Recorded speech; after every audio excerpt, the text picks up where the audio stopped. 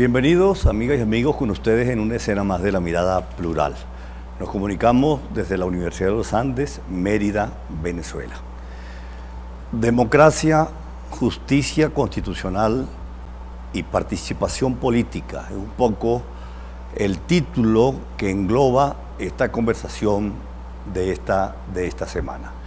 Sabemos que estamos atravesando por una profunda crisis que arrastra crisis institucionales, políticas, sociales, profundamente económicas, de modo que hay una gran inquietud en la población venezolana en este momento de dar con esas variables, esos factores que de pronto nos permitan explicarnos por qué hemos llegado donde hemos llegado todos los venezolanos.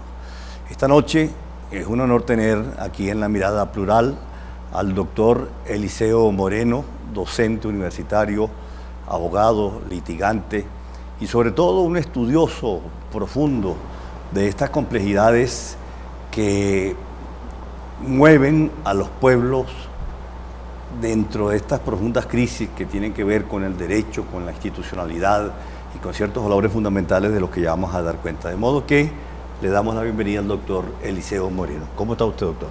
Digamos que bien por lo conforme y mal por lo desagradecido. Mucho gusto tenerlo aquí. Bueno, para mí también es un placer estar conversando contigo, que he oído su programa y me parece muy importante los principios y sobre todo las conclusiones que se llegan en él. Qué buen, doctor. ¿Sabe que, por cierto, hoy arribamos a 127 años del nacimiento de don Mario Briceño Irragorri? Y yo quisiera comenzar esta conversación haciendo referencia a este gran historiador y ensayista, diplomático y político trujillano, porque él, en un libro de 1952, Mensajes sin destino, acuña una categoría que despertó asombro y inquietud en ese momento, 1952. Él hablaba de que la crisis de Venezuela era una crisis de pueblo y fundamentaba su pronunciamiento en esa carencia de falta de conciencia histórica, de proyecto histórico del venezolano. ¿Qué opina usted sobre el particular? Bueno, yo considero que cuando nació prácticamente la República Venezolana y empezó la etapa de la gestión de la independencia, fueron muchos los factores que influyeron, sobre todo en esa situación de tener que separarse de la madre patria, España, porque ya era como un hijo que había nacido y que tenía derecho a su independencia. Esa y a ruptura su fue vida. Catastrófica desde el punto de vista social y psicológico. Exactamente, ¿no? Porque era una ruptura, una madre patria protectora en cierto sentido y a veces devastadora también, porque era muy difícil que se llegase a un territorio tan vasto como América, de poder establecer o transportar todas las costumbres y tradiciones de una nación que ya se había hecho su vida a través de la historia. Y además una cosa que me parece importante, doctor, que uno de los puntos que critican muchos historiadores con un cierto nivel, una perspectiva crítica interesante, pretender hacer suelo raso, digamos, acabar 300 años de un proceso orgánico de colonización, de trabajo, de identificaciones, de mestizajes, de hibridaciones, y de pronto pretender romper con eso radicalmente. Eso es un absurdo. Eso es un absurdo. Uno tiene una tradición de familia, de tradición política, tradición de cultura, que vino a ser trasplantada, si bien es el hecho que nosotros estamos viendo las consecuencias, como era transportar todas las legislaciones españolas, las leyes de Indias, que era lo que estaba rigiendo en aquel entonces, para crear una nueva república con su autonomía propia, que era una labor de titanes, ¿no? Que tuvo bastante participación el doctor Cristóbal Mendoza, trujillano. Que fue trujillano y fue prácticamente el primer presidente de la República. Así a quien el Libertador le encomendó que se encargara él de la organización de las nuevas repúblicas que había sido libertadas, ¿no? Doctor, tenemos unas miradas, unos sonidos interesantísimos, nada menos que del doctor Arturo Uslar Pietri. Vamos a apoyarnos un poco en ese maestro, porque yo creo que coincidimos todos con esa gran angustia y preocupación que lo asistió siempre, ¿no?, a Arturo Uslar Pietri como ensayista, historiador, novelista. Y lo invito entonces a que escuchemos estas palabras muy cortas de lo que él dice es las verdaderas razones de la crisis venezolana.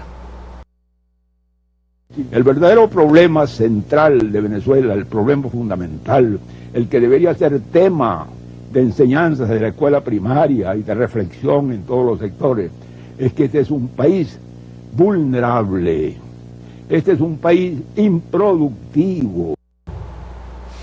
Ahí está un anatema que... Una síntesis en pocas palabras de toda una historia, una etapa de la historia nuestra. Llama a reflexión. Y eso es lo que nos ha faltado a nosotros. Queremos olvidar el pasado para hacer algo nuevo que no tiene prácticamente ningún asidero en el pasado. Eso es absurdo. Y porque ya nosotros tenemos una tradición, tenemos una cultura, tenemos una formación, o podemos decir una transculturación, porque la cultura de nuestros aborígenes pues desapareció por el afán de suplantarlo por una nueva cultura que venía del exterior. Ahora, doctor, cuando se sostiene por ahí que hay que tener conciencia histórica, que hay que tener apego a esa tradición institucional, ¿en qué se fundamenta, digamos, esa premisa para de verdad garantizar conciencia histórica de qué? Generalmente se olvida lo que es la historia en ese momento. Cada momento, cada etapa de la vida del ser humano tiene su historia. Y la historia es un momento nomás, porque ya ahorita que estamos hablando nosotros, ya eso pasó a la historia. Así es. Ya pasó al pasado. Y muchas veces queremos nosotros revivir añoranzas antiguas que ya pasaron al tener en el momento actual vigencia y que no se pueden resucitar, porque ya, como lo decimos, son parte de la historia. De la historia debemos nosotros recoger lo mejor. Nosotros como país, como nación, después de la separación de Venezuela de la Gran Colombia, que ya se constituyó la independencia venezolana, nosotros hemos sido mandados prácticamente por unos gendarmes, por unos generalones que vienen a hacer de la guerra de la independencia hasta llegar al general Gómez, que se caló casi más de 30 años en la presidencia de la República y mandó al compadre del Parfuera para poder seguir mandándonos, ¿verdad? Hay una tesis fundamental, doctor, que tiene que ver con esta crisis, y es uno de los puntos fundamentales en esta conversación. El general Gómez monta su estructura, digamos, de poder sobre la base de los aportes de unos intelectuales muy brillantes. Gil Fortul, el autor del Gendarme Necesario, ¿cómo se llama? Laureano Vallenilla Lanz. Esa tesis del Gendarme Necesario, que se extendió por toda América Latina y que era como, digamos, una necesidad justamente de hombres fuertes para velar por ese muchachito inmaduro, sin experiencia, que era como se concebía el pueblo en esa época. Entonces parecía que sociológicamente era necesaria la presencia de hombres fuertes en el poder. Sí, porque había una especie de guerrilla que estaba entre las diversas sectores que no todavía se habían consolidado en ninguna organización de política, podemos decir, ni ideológica. Eso trajo como consecuencia muchas veces de que se crearon los caudillos. Y entonces esos caudillos aprovecharon ese don de mando que tenían y entonces fueron sometiendo a una cantidad de personas que estaban levantadas en guerra o tratar del dominio para obtener prebendas dentro de la administración pública. Vemos nosotros, por ejemplo, cómo se fueron creando ciertas y determinadas situaciones en el dominio que tuvo el general Gómez durante esa época de su presidencia, pero también tuvo un desarrollo porque pudo unificar el sentimiento de la población. Por ejemplo, la carretera transandina, ¿no? Vemos nosotros que es una obra de Titanes, ¿no? Para aquel entonces donde era pico y pala, ¿verdad? Vemos el respeto que había de la comunidad, el respeto de la sociedad, la educación. Si bien es cierto que no se logró a tener la educación que nosotros tenemos, pero sí se sentaron las bases de una estructura de una república. Organiza el Estado y la llamada hacienda pública, ¿no? Yo creo que ahí están las bases fundamentales. Crea el ejército. Por eso que aquel cuento de que el ejército patriótico de Bolívar, el ejército de Venezuela empieza con Gómez. Cuando Bolívar lo que había era una tropa digamos, bandadas, caudillos, como usted los nombra, ¿no? Dueños de localidades muy particulares, se creían jefes de El general comarca. Bove, por ejemplo, era uno de los que era adversario muchas veces de la idea del Simón Bolívar. La situación del país era muy difícil para aquel entonces tal vez, pero no como es ahorita. Ahora, ¿no? volviendo a la idea de crisis, que es un poco lo que nos mueve esta noche a este diálogo, el general Eleazar López Contreras. López Contreras, cuando llega a la presidencia, ¿no? Una vez que muere el general Gómez, él usó una frase también que llenó de asombro y de inquietud a la población. Él hablaba de crisis de hombres. Cuando le preguntaban que dónde estaba el fundamento de esas crisis. Entonces quedó como una frase ricamente ambigua, ¿no? Que no se supo explicar sociológicamente, pero hablaba de crisis de hombres.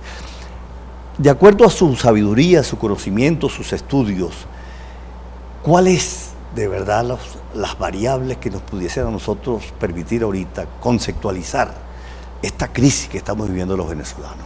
Mire, yo considero una unión muy personal mía, ¿no? Que no es una opinión que vamos a decir que es irreversible y que no tenga ninguna contradictorias en lo que le voy a decir. Pero yo creo que el liderazgo, cuando hay crisis de hombres, es porque no se han nacido, no se han formado. Porque yo creo que el que va a mandar un país tiene, en primer lugar, que tener vocación de líder, porque los líderes no se hacen, los líderes nacen, y sobre todo tiene que tener las cualidades humanas necesarias para saber cometer y saber entender a su pueblo, porque de lo contrario puede ganar por decir algo unas elecciones, pero eso no quiere decir que mantenga un liderazgo, porque cuando es un líder y hace todo lo posible por obtener el bienestar del pueblo que le toca mandar, a veces viene la soberbia, viene a creerse el indispensable para todo, y entonces ese espíritu de grandeza hace perder la gestión que se está haciendo. Porque el líder, bien podemos decir que es un arte, el mandar es un arte que tiene dos facetas. Una faceta que es precisamente la de conocer las reglas del arte. Uno puede conocer muy bien las reglas del arte, que cuál es la perspectiva, que cuáles son los principios, la combinación de la luz con la sombra, hacer una obra majestuosa en su saber entender las normas que van a regir el arte.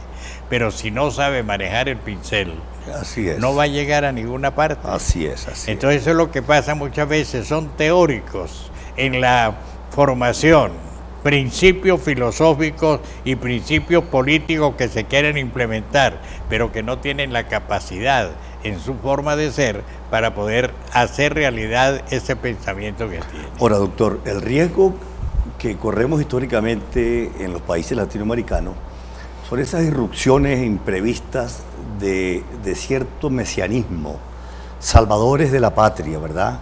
Hombres que vienen como tocados por una cierta divinidad, ¿no? Los elegidos que están llamados a cumplir roles históricos de salvación. Eso ha hecho mucho daño también Sí, señor. a los países latinoamericanos, ¿no?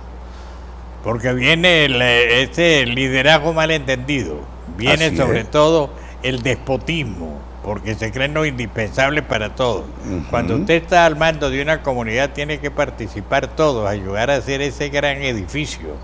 Es como cuando se va a construir una pirámide. Todos tienen que poner un granito de arena para poder hacer el edificio, para poderla construir. Pero si uno hace una cosa y el otro le destruye lo que usted está haciendo, llega un momento que se crea una confusión tal como la multiplicación de las lenguas en aquella La Torre de Babel. construcción de la Torre de Babel. La Torre de Entonces Babel. nos vemos nosotros que es imposible lograr esa situación. Ahora pareciera que no hay una especie de psicología de continuidad de los proyectos que se adelantan, porque sin duda alguna el país, digamos, ha mejorado extraordinariamente a lo largo de los años, pero irrumpe, digamos, ese afán caudillista, mesiánico, de partir de cero una vez que se toma el poder. Y voy a poner, digamos, en términos actuales lo que estamos hablando.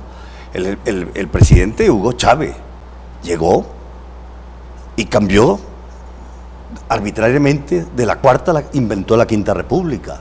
Y entonces empezó a buscarle, digamos, fundamentos jurídicos, institucionales, culturales, idiosincráticos. Y yo creo que ese es el origen de esta crisis que estamos viviendo en este momento. Eso es sencillamente lo que nosotros estamos viendo. Y estamos viendo los efectos que se producen. Así es. Que un sistema importado también, obligado prácticamente, desnaturalizado por la forma como empezó ese sistema, que fue con un golpe de Estado, lamentable, que después se viene a justificar con unas elecciones que la gente estaba ya cansada con toda la situación que se había hecho durante los años de gobierno democrático, porque sencillamente las aspiraciones del pueblo nunca habían tenido efecto, nunca habían tenido el resultado esperado. Y entonces el pueblo llega un momento en que se cansa de sus gobernantes, porque otra vez la misma historia, la misma promesa, y entonces eso trae esa actitud de buscar una salida distinta, de buscar unas organizaciones distintas, porque las organizaciones de un Estado no pueden ser estables, son dinámicas en la medida en la cual va prosperando la sociedad, se van cambiando las necesidades. Antes se mandaba un viaje a Caracas 8 días o 15 días, ¿no? Iba en una pobre mulita, ¿no? Ahora en un avión se gasta 45 minutos, ¿no? Así es, así Entonces es. ve que las cosas van cambiando y que tiene usted que adaptarse a esa nueva realidad social. Nosotros estamos en una etapa todavía de subdesarrollo económico, precisamente porque no se ha preocupado por el florecimiento de la industria, que de los medios de producción que puedan cubrir todas las necesidades del venezolano. Somos todavía un país que podemos decir dependiente de otras potencias que en un momento histórico lo lograron a través de unos grandes sacrificios. ¿Cuál es, por ejemplo, el resultado de la Segunda Guerra Mundial? ¿Quiénes fueron los que dominaron la Segunda Guerra Mundial? Precisamente las potencias que tenían en su haber toda una cantidad de medios que le hicieron factible utilizar la fuerza de la naturaleza en contra de las fuerzas humanas prácticamente del hombre. Y entonces así pudieron avasallar esa, yo considero, catástrofe humana de la humanidad, donde perdieron 50 millones de personas la vida, 6 millones de judíos muertos. Eso deja una historia para la vida de los demás que quedamos en el mundo todavía sufriendo las consecuencias. Ahora, doctor, en este momento en el mundo en general hay como una irrupción de fuerzas que se creían superadas, ¿no? Pero resulta que son como, digamos, el llamado eterno retorno de la misma cosa. Y en este momento uno ve con preocupación el repunte de ciertas tendencias autoritarias en el mundo. En una encuesta hecha recientemente por un centro de investigaciones europeo muy serio, en 22 países sondean a la gente sobre cuál sería, digamos, el modelo político idóneo para enfrentar las crisis que se están viviendo en cada uno de esos pueblos.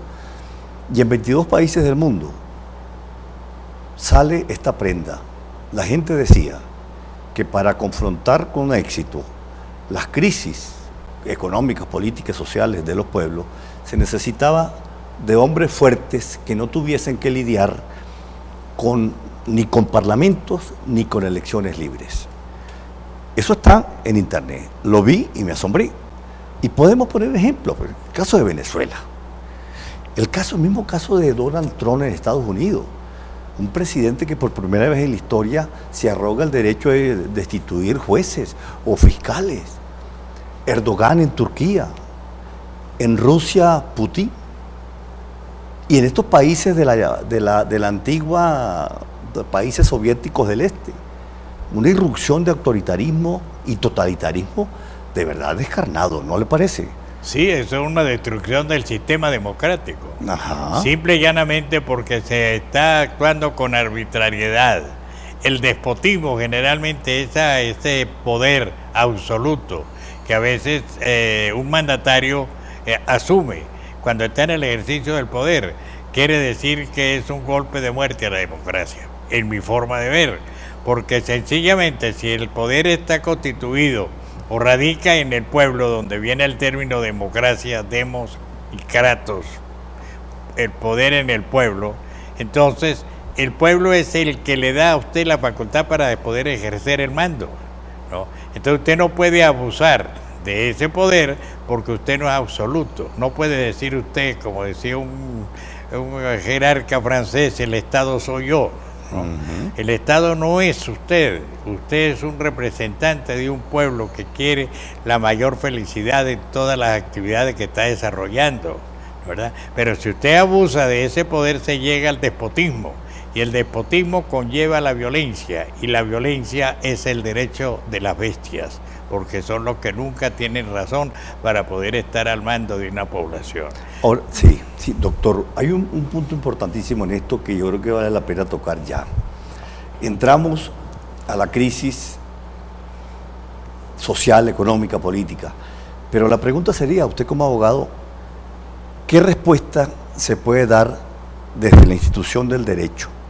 ¿Qué papel ha de cumplir la estructura jurídica de un país para tratar de canalizar, digamos, inquietudes, esperanzas, sueños, reformas que nos permitan ponerle freno a esos despotismos, ilustrados o no, pero que hacen un inmenso daño a la población?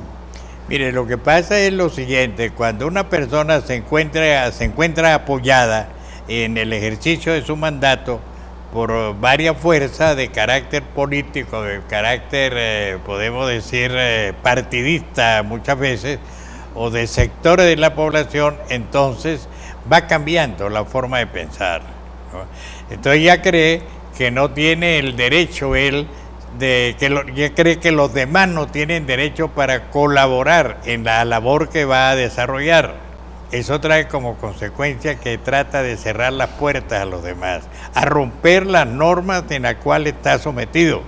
Porque si es un mandato que le da una constitución, lógicamente él tiene que someterse a lo que establece la constitución. Por eso viene la división de los poderes. La división de los poderes, originada con Montesquieu, trae como consecuencia precisamente que el poder no puede estar en manos de una sola persona, porque eso sería una especie de dictadura, ¿verdad? Donde usted es el poder legislativo, el poder ejecutivo, el poder judicial, el poder social, el poder moral, el poder ciudadano. Eso no puede estar en una sola persona. Entonces, si hay esa bifurcación del poder, entonces quiere decir que se hace necesario entonces que todos participen en esa labor de crear un país como debe ser, porque de lo contrario el país no va a funcionar. Va entonces a surgir lo que se llama la persecución política. A usted yo no lo puedo mirar porque usted no me facilita lo que llamamos aquí aquella famosa lista tacón. Tascón, terrible. Tascón, ¿verdad? Una vergüenza. Que usted sabía por quién había votado usted, se violó la privacidad del voto, ¿no? Entonces yo a usted no lo miraba porque usted no me apoyó en lo que yo estaba pensando. Es una falta de seriedad, de respeto en un pueblo. Ahora, doctor, si algún objetivo tiene la política, es justamente velar primero por la prosperidad y el bienestar de la población. Y la Constitución nuestra es muy clara en su artículo 3. El Estado está en la obligación de velar por la prosperidad y bienestar del pueblo. Pero hay un orden muy particular del ejercicio político, que es justamente conformar un orden de convivencia humana, civilizada. ¿Qué pasa cuando un Estado obra en contrario? Cuando desde el Estado se violan normas, se violan leyes, se le falta a esa carta magna que es la Constitución. ¿Qué pasa cuando no hay justicia constitucional o se partidiza la justicia constitucional? Quiere decir que el Estado dejó de ser un Estado social de derecho y de justicia. Ajá. Porque violó o está violando la Constitución. El artículo 2 de la Constitución dice: Venezuela se constituye en un Estado social de derecho y de justicia, ¿no? Quiere decir que son tres calificativos que se da al Estado venezolano que tiene que respetarse. Así es. Porque no es solamente un poder ejecutivo que va a tomarle el mando de todos los venezolanos, porque hay el poder legislativo que le va a dar las normas que va a regular. Si el poder ejecutivo no se adapta a las normas constitucionales, dejó de ser constitucional. Ya vino a ser un poder que ha usurpado funciones que no tiene. Y como lo dice la misma Constitución, toda autoridad usurpada es nula. Por eso, cuando no se cumplen las disposiciones constitucionales, por ejemplo, como ha pasado aquí en Venezuela en la interpretación de las leyes, entonces quiere decir de que se ya ha dejado de ser constitucional. ¿Eso para beneficio de quién? Para beneficio de uno solo, de una sola persona. Por eso le decía al entrar en esta conversación que Venezuela es como un arco iris, lleno de muchos colores, pero tiene que tener una sola luz. Hay gente que son precisamente los que tienen el poder y hay otras personas que están mandadas a obedecer, pero tiene que tener sus límites, una y otra cosa, para poder, dentro de esa unidad, de esa divergencia que pueden existir en la organización política de un Estado, para que pueda salir adelante. Mientras tengamos en esa división, en esa enemistad, que es muchas veces, como decía Adam Smith, en lo que era la democracia, un amigo y otro enemigo. Yo no sé si usted es amigo mío, hasta el momento creo que sí, ¿no? Pero tenemos, lógicamente, que luchar todo para lograr la unidad. Ese era el jurista del nazismo, Carl Schmitt. Así es. Que dividía la política entre amigos y enemigos. Amigos y ¿no? enemigos. Pero también decía algo que era tremendamente bárbaro, ¿no? Decía, el derecho no es más que la voluntad del Führer. Así es. Bastaba que el Führer se pronunciara sobre X aspecto de la sociedad alemana para que los jueces inmediatamente convirtieran eso en ley. Ahora yo me pregunto una cosa, ¿dónde pararon todas esas personas que eran los líderes de aquel entonces? Ajá, ¿Cuál fue el fin de Hitler? Eso es una gran pregunta. El fin de Napoleón. Es una gran pregunta. Por allá en una islita, recordando los tiempos que pasó cuando tenía su poder. Y dijo, la batalla de Waterloo no fue la que a mí me dio todo el éxito, sino haber mandado la publicación del Código Civil. Así en un mes de marzo de 1804. Muy bien, pero doctor, vamos a otro Menos sonido. de todos los grandes líderes, ¿dónde han terminado? Mussolini. Exactamente, Hitler, Mussolini. Entonces ve usted que todos los grandes hombres han tenido un fracaso en medio del éxito que han tenido. ¿Por qué? Sería porque tenían muchos enemigos. Seguramente. Porque no fueron capaces de dominar el monstruo que crearon. Pero hicimos cita del artículo 3, del deber del Estado de velar por la prosperidad de su población. Pero yo quisiera, doctor, y lo invito a que veamos un sonido del doctor Arturo Uslar Pietri, que es realmente una visión profética de lo que está viviendo Venezuela en este momento. Vamos a oír al doctor Uslar y volvemos aquí al estudio con el doctor Eliseo. Si algo presenciamos es el fin de las ideologías.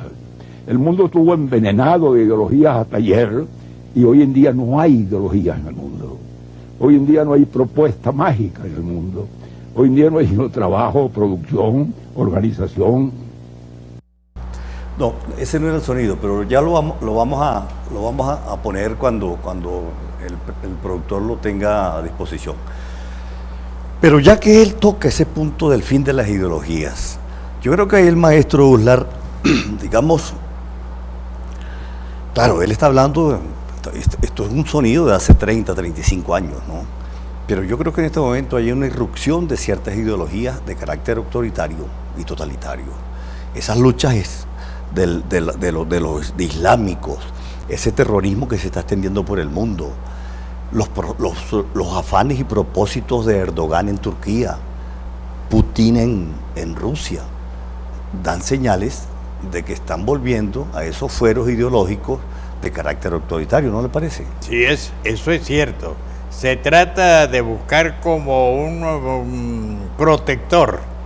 La palabra protector ahora no se gusta mucho porque fue utilizada últimamente con la designación del gobernador del estado. Pero usted sabe que esa figura de protector viene del Imperio Británico cuando nombraba protectores a las colonias de África y en todos sus territorios de dominio, ¿no? Entonces, qué insólito que un gobierno autodenominado de izquierda, y usted usando una figura propia del imperio, uno de los más feroces de la historia, como fue el imperio inglés. Así es, lo que Insólito, trata ¿no? es buscar que el pequeño tenga una protección del que sea más grande. El gigante quiere dominar a los pequeños a través de una supuesta protección. Pero ¿cuál sería esa protección? La de nunca ser libres económicamente, la de nunca poder tomar sus propias decisiones, la de nunca poder decir que mi país es un país que es libre automáticamente, que ya dejó de ser un país desarrollado, que no depende sino de sí mismo. Pero además, ante la destrucción del país en general, qué ironía y qué paradoja nombrar protectores en localidades, en regiones que pierden desde el punto de vista político y democrático. Pero doctor, ahora sí tenemos la mirada del doctor Arturo Uslar Pietri, que para mí es una profecía de lo que estamos viviendo todos los venezolanos en este momento. Si en este momento, por un azar infortunado del destino, los precios del petróleo bajaran de una manera importante en el mercado mundial, Venezuela sería un caso para la Cruz Roja Internacional. Aquí vendrían a repartir sopas en las esquinas. Yo creo que esa visión profética del maestro Arturo Uslar Pietri es lo que estamos viviendo en este momento. Da tristeza, da vergüenza ver cómo los venezolanos, por ejemplo, que pasan la frontera a duras penas por San Antonio del Táchira hacia Cúcuta, llegan y se concentran en algo que un padre, un cura hizo, una labor humanista extraordinaria, y que exactamente les reparten una sopita en las esquinas de Cúcuta. Eso es vergonzoso, ¿no le parece? País Tristeza petrolero. ¿Ah? Da tristeza Da de ver tristeza, hasta dónde ¿verdad? se llega Da esa tristeza. situación. Las imágenes de la televisora colombiana de verdad que son un bochorno para nosotros los venezolanos. Nunca se pensaba que un venezolano estuviese buscando el alimento en la basura que se queda en los desechos sólidos o de los desechos de cualquier naturaleza, biológicos o de alimentación que están en la basura. La gente dice que eso es un cuento, yo los he visto. Yo lo he visto también aquí mismo en la ciudad de Mérida, lo he visto varias veces, recogiendo de las calles, de la basura que sacan como desperdicio, algo para poder comer.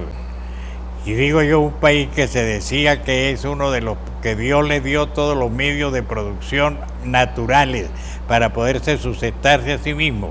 Nosotros vemos entonces de que aquella riqueza del país ha sido gastada sin saber tan siquiera cuáles han sido los medios en los cuales se utilizó ella para obtener qué beneficio para la población. Ahorita un convenio de pago de 3.000 millones de dólares a Rusia, a la Unión Soviética. Producto de las armas, generalmente. Producto de qué beneficio para el país. Así es. Eso viene a ser de algo que llama la atención, pero como todas las estadísticas de este país son falsas, nosotros no podemos poder criticar sin tener fundamento en qué se gastaron esos 3.000 millones de dólares, multiplíquenlos por bolívares. Si ahorita está en $63 el barril de petróleo, de acuerdo a la información que dieron anoche para poder pagar ese pequeño mono, ¿no? que tenemos por encima 3.000 millones de dólares. ¿Y cuántos producimos nosotros al año, al día en petróleo? Entonces quiere decir de que hay una malversación de fondos, como sea o como se llame, una corrupción. Como decía Simón Bolívar, la corrupción ha envenenado la sangre de la República. Lamentablemente. Y mientras eso se dé, nosotros no podemos salir adelante. Ahorita está en una situación demasiado crítica para el país, una situación que Venezuela no había pasado por ningún estado de esa situación en lo poco que yo conozco de su historia. ¿Hay alguna referencia en la historia que nos permita, digamos, compararla con esta situación en Venezuela ahorita, en este momento?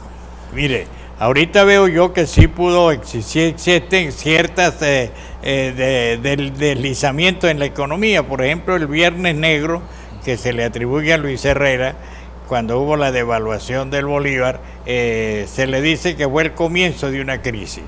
Cuando estaba aquella famosa frase hay que sembrar el petróleo. El mismo Arturo Auler Pietri, por Lo cierto. dijo el don Arturo Auler Pietri y también lo dijo este tobareño ahí de Alberto Adriani, ¿verdad? Tenían ya una visión de lo que iba a pasar, un país monoproductor, ¿no? Si se llega a sustituir ese elemento de energía que la produce por otro, entonces ¿qué haríamos nosotros? Claro. Somos un país monoproductor. Ahora, doctor, volviendo al tema del Estado, que a mí me interesa, usted, su condición de abogado. Hay gobiernos que ejercen el poder en nombre de intereses superiores. Y yo voy a traer la cita de Lenin, cuando Lenin llega al poder en la Rusia zarista, montado en la cresta de la revolución bolchevique.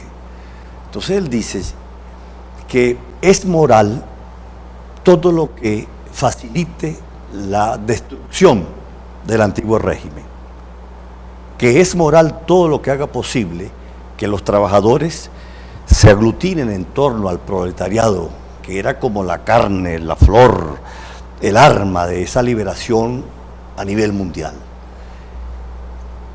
Estos señores que están gobernando en este momento el país pueden decir lo mismo. Es moral destruir la economía capitalista, así produzca hambre. Ese es el objetivo fundamental. Entonces, ¿qué pasa cuando se ejerce el poder montado sobre esos intereses superiores y supremos que el resto de la población entiende? ¿Qué se puede hacer ahí?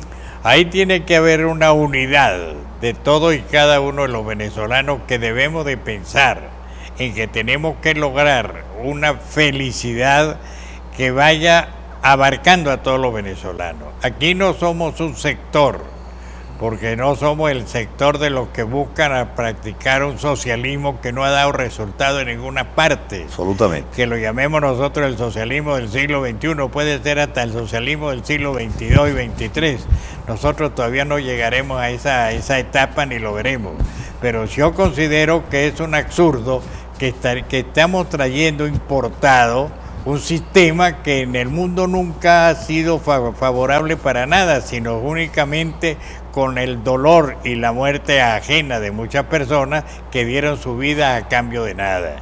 Vemos nosotros que se quiere implantar un sistema que no es con la idiosincrasia nuestra, que no está con la idiosincrasia nuestra. Se quiere hacer una estructura del Estado que sea una estructura servil a los intereses de 4 o 5 personas que son los que llevan la batuta en este particular. Vemos nosotros, por ejemplo, la convocación de la Asamblea Constituyente, ¿no?, para la reforma de la Constitución.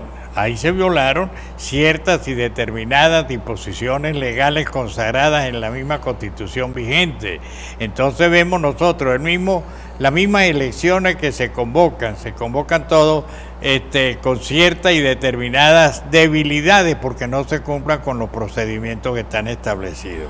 De modo que mientras no se sincere esa forma de actuar, no se manifiesta ni se legitima la voluntad del pueblo. Ahora, hay juristas que sostienen que dos pilares fundamentales de la democracia. De un lado, la justicia constitucional. Evitar que se partidice, que se politice esa justicia constitucional, de modo de que se permita, digamos, el ejercicio político en libertad. Pero por otro lado, el otro pilar, un aparato electoral transparente, justo, independiente, autónomo. ¿Estamos careciendo en Venezuela en este momento de esos dos pilares de la democracia? Sí, hay una carencia de esa sinceridad en la forma como se está llevando el sistema democrático, porque no se cumplen la forma como está establecida en la Constitución Nacional. ¿Cuánto tiempo hace que aquí no se elegían los alcaldes? ¿Cuánto tiempo hace que no se cambian aquí las autoridades municipales? ¿No? ¿Cuánto tiempo hacía que no se nombraban gobernadores? ¿No? Entonces, aquello se convirtió como una situación creada a propósito por el mismo gobierno que domina los poderes. Por eso decía, todo se hace de conformidad con la Constitución. ¿Quiénes aprobaron la Constitución? La aprobaron los mismos que están en el gobierno. ¿Por qué? Porque la oposición dijo que no fueran a votar. Eso es un absurdo. ¿Cómo se le ocurre a una persona que sea demócrata y le ponen la oportunidad de que tiene que ir a ejercer el derecho al voto, que radica en el pueblo y es donde sale la legitimidad del gobierno, del poder, decirle que no vayan a votar? Así es. Usted lo puede justificar. Que haya unas elecciones de gobernador, así se gane o se pierda, pero hay que ir a votar, porque eso es el símbolo de la democracia. Una democracia que radica en el pueblo, y si radica en el pueblo, es el pueblo quien va a darse las autoridades que quiere. Por eso cuando hay una reforma constitucional tiene que ser sometida la elaboración de esa nueva constitución a la voluntad popular, ¿no? Y para eso tiene que haber procesos limpios, transparentes, que no haya la zancadilla que siempre hay en estas situaciones, porque de lo contrario estamos nosotros engañándonos a nosotros mismos. Ahora, doctor, ¿cómo ve usted? Para mí es un exabrupto, no sé cómo planteármelo ni cómo entenderlo, en un país en donde por un lado existe poder constituido, acabamos de elegir gobernadores, independientemente de las tramoyas y las trampas y todos los desventajismos en lo que suele caer el oficialismo a la hora de convocar ese tipo de elecciones. Pero bueno, tenemos gobernadores, poder constituido, pero paralelamente a ese poder constituido nuevo está el llamado poder constituyente, que es la Asamblea Nacional Constituyente. ¿Cómo armonizar, cómo entender jurídicamente esa complejidad? Yo no lo entiendo. ¿Qué mirada del mundo se está haciendo sobre este exabrupto jurídico en Venezuela? Porque pasa lo siguiente, hay la comisión, hay el poder constituyente, que es cuando se convoca a toda la población, a todos los que tengan la facultad para poder ejercer el derecho del sufragio, para una modificación a la Constitución, ¿verdad? Pero esa modificación no tiene vigencia, así se haga el proyecto por la Asamblea Constituyente, porque ese resultado de esa Asamblea Constituyente tiene que ser sometido al pueblo mediante la votación para ver si se aprueba o no se aprueba. Mientras tanto, sigue vigente la Constitución anterior. Entonces, no podemos decir que hay ilegalidad en esa situación en la convocatoria, porque está prevista en la Constitución anterior, en la Constitución vigente, no anterior. Pero el modo como se eligió esa Asamblea Nacional Constituyente no es una violación. Pero eso está mal constituida, hay que ser claro en eso, porque no se sometió la convocatoria de la elección a un referéndum a nivel nacional. Entonces se ve de que se empezó a fallar, porque la autoridad que está mal constituida y usurpa una función, todo eso que se produce es nulo. Por eso se recurre muchas veces a los organismos internacionales que propician el sistema democrático para que juzgue esa condición, y entonces tiene la intervención de países extranjeros en la organización política nuestra, ¿no? Ahora, doctor, un punto importantísimo en este momento.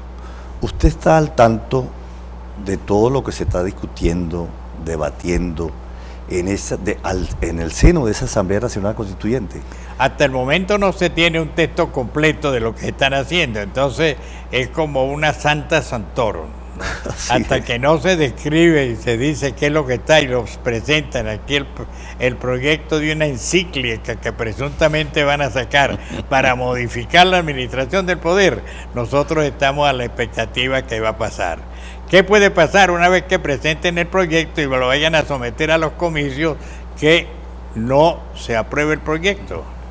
Porque el problema del país, ¿pero usted cree que se ha sometido a un referéndum la aprobación de esas modificaciones que ellos están haciendo?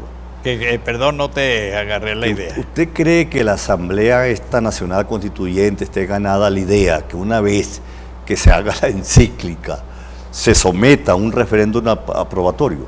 Eso por ley tiene que hacerlo, porque la Constitución, si no la cumple, entonces sería ilegal y sería ilícito. Todo lo que no está de acuerdo a la ley es inconstitucional. Entonces tendríamos una constitución reformada inconstitucionalmente y por lo tanto no se podría aplicar. Y sobre todo nosotros que vemos que los principios consagrados en la Constitución no se cumplen. Lamentablemente. Desgraciadamente ahí se consagran, por ejemplo, los derechos civiles. no sé si la memoria no me falla, por ahí el artículo 43, etcétera, donde habla del derecho a la vida. Mi querido y estimado amigo, ¿usted cree que eso se cumple en el país? No se cumple. Usted sabe que aquí en Venezuela se comete un homicidio cada 20 minutos, que hay 26.000 muertos por homicidio Este año. en el país, como si usted llenara el estadio aquí Guillermo Soto Rosa, Así o es. el estadio metropolitano con 14.000 personas y todas las matara en un año. Doctor, ya estamos finalizando. Yo quisiera, para cerrar esta conversación, tengo entendido que el 10 de diciembre son Las la convocatoria de las elecciones municipales. municipales. De alcalde, no la del consejo completo, no del No, únicamente alcaldes. alcalde, creo que ¿Y sí. por qué esa división? Bueno, porque usted sabe que el que manda, el que tiene el poder, es el que dispone. Esto es lo lamentable. Porque es un poder electoral que hace lo que le da la real gana. Lamentablemente. ¿No? Pero Entonces, hay que salir a votar según su hay criterio. hay que votar porque nosotros somos demócratas. Si decimos que vamos a votar, tenemos que ir a cumplir con ese sagrado deber. Porque después a usted le queda el pecado de omisión, que es el remordimiento. Si yo hubiera ido a votar, los resultados hubiesen sido otros. Doctor, gracias por esas palabras sabias, de verdad. Un placer haberlo tenido aquí en La Mirada Plural. Espero que se repita esta Siempre experiencia. para servir a ustedes. Porque yo creo que estas son las voces que hablan desde el saber y la experiencia. Y yo creo que en este país, en este momento, necesitamos de esas voces esclarecedoras. Muchas gracias, amigos, por la sintonía.